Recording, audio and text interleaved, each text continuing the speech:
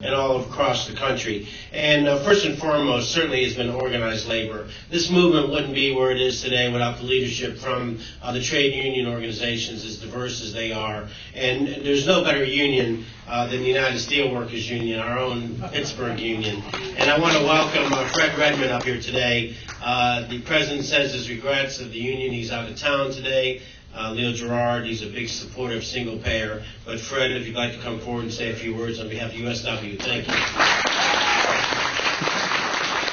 Thank you very much. And I will be brief. First of all, as a member of the AFL-CIO Executive Council, I want to bring you greetings on behalf of our president, John Sweeney, and to my international president, Leo Gerard. He sends his regrets, as Jim said, for not being able to be here. But first of all, we want to thank Congressman Conyers for being a partner with us in the labor movement, for moving progressive legislation that benefit working families. We have no better champion in the U.S. Congress than John Conyers.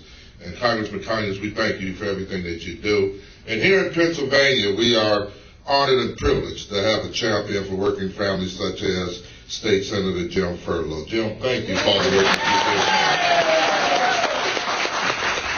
And look, union members are much more likely to have employer-based health insurance than non-union members. It has now become a constant fight to keep that insurance intact, with employers' costs rising and has increased 100% since the year 2000. And employers are dedicated to shifting more and more of the costs onto their employees. Also, in the United States, being the only industrialized country without publicly financed health care, our employers in this country are at a serious disadvantage, and job loss in almost all sectors has been the result. And this has led to serious strife at the bargaining table, and one half of all labor disputes around the country centers on the issue of health care.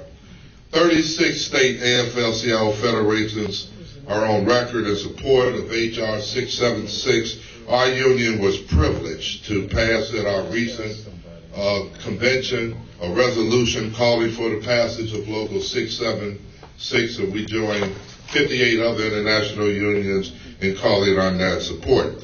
So we in the labor movement are committed to leading the fight, working with progressives and working with leaders such as Jim Furlow and Congressman Conyers in this fight for universal health care for all Americans. And the labor movement is committed to three principles in this fight for health care. First of all, it must be universal, it must have cost controls, and it must provide comprehensive benefits to all of its citizens. Thank you very much.